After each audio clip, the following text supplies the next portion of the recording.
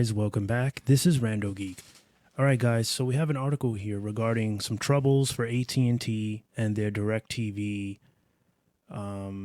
service.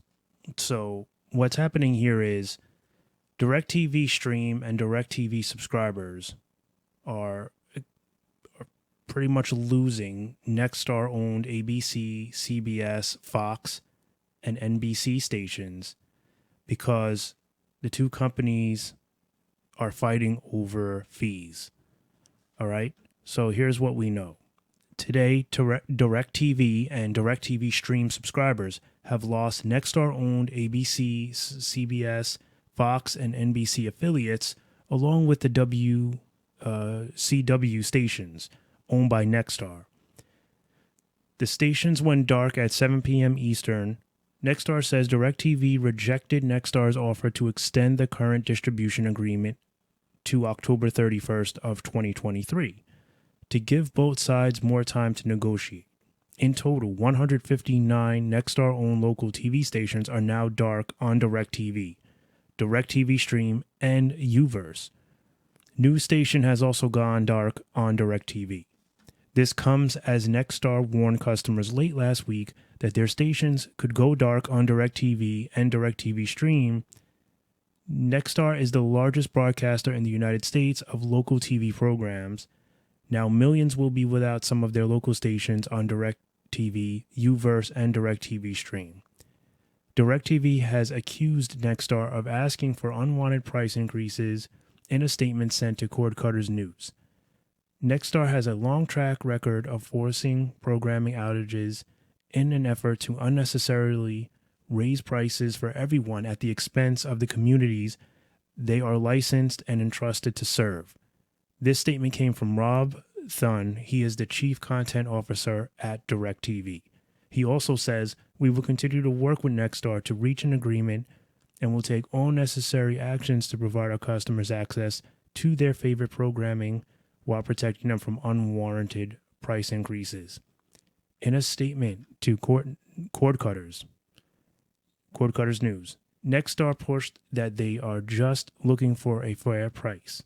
Nexstar has been negotiating tirelessly in good faith in an attempt to reach a mutually agreeable multi-year contract with DirecTV since May, offering the same fair market rates it offered to other distribution partners with whom it completed successful negotiations in the past year. Nexstar routinely reaches amicable prices, amicable retransmission, and carriage agreements with its cable, satellite, and telco partners. In the last 3 years alone, the company has successfully completed agreements with more than 500 partners.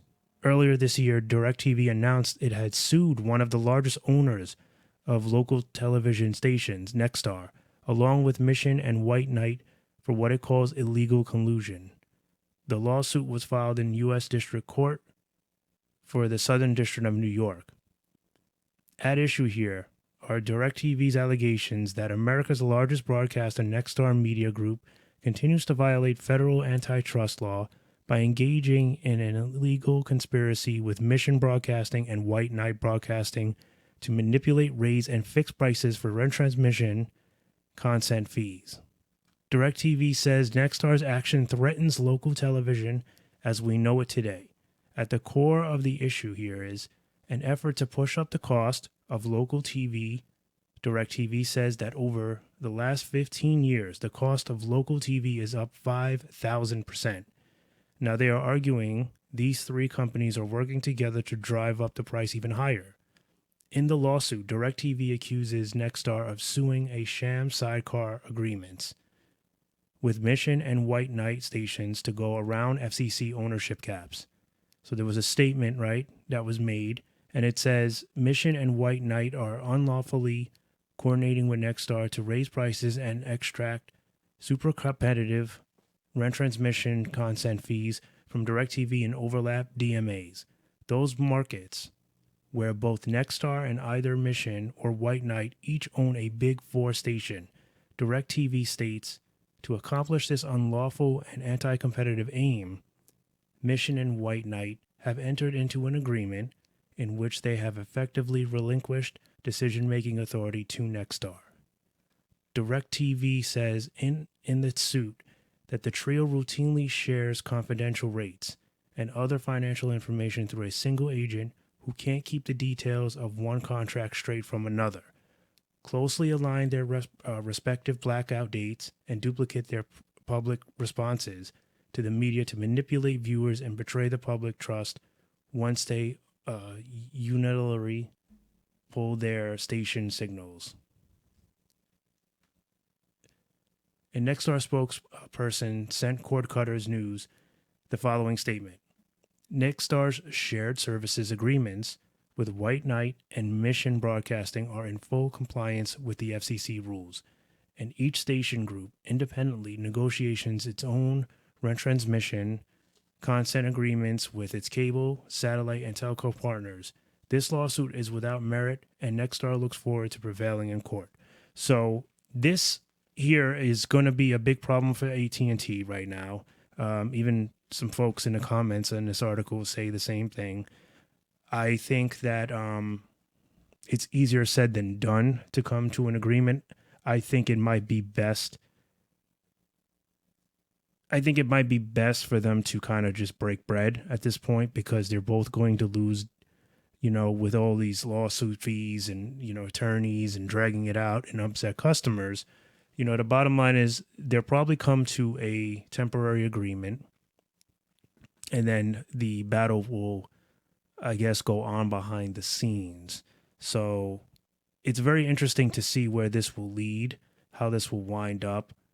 Either way, sadly, it's the customer that is going to, suffer here more than the company itself, right?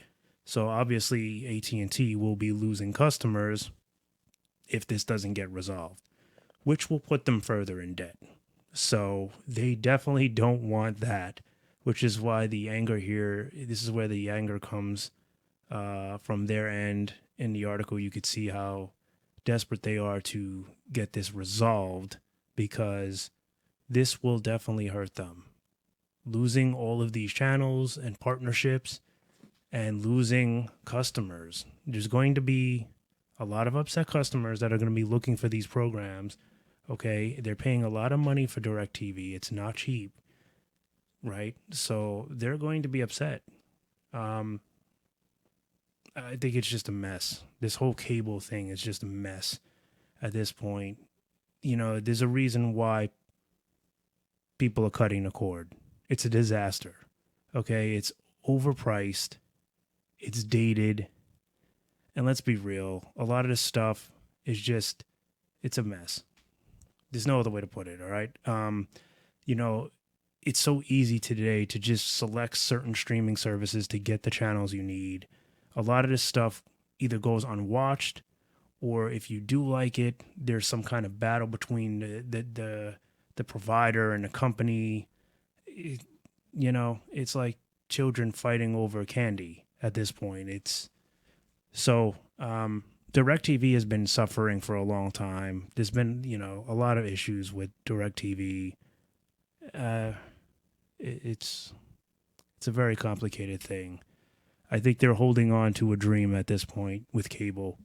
It's just a dream. It's no longer a reality. Cable's days are more than likely numbered. Not just yet. I think we'll still see some more of it, but it probably won't grow much further. And seeing as to how there's continuous issues, subscriber counts are just going away on all of these cable company services, whether it be DirecTV or Dish. It's just a mess. We talked about in a previous video how Dish had expressed some interest in, partnering with DirecTV, and then DirecTV, well, not DirecTV, but AT&T said that it wasn't looking to do that now because they were bragging about how much better they were pretty much than Dish. They were pretty much on record to say that, we're gaining subscribers left and right. We have the best network. we have the best streaming service, we're doing great. Why would we want to sell DirecTV to Dish? Because ultimately, if there was a partnership, it would be under the Dish name. Dish would buy DirecTV pretty much, or they would become one, and Dish Network would be the successor. They would be the name, right? It would be no longer DirecTV. It would be Dish Network. So, AT&T went on to say, well, why would we do that? We don't need that. We don't need, to sell the company. We're doing very well. And now, well, here we are.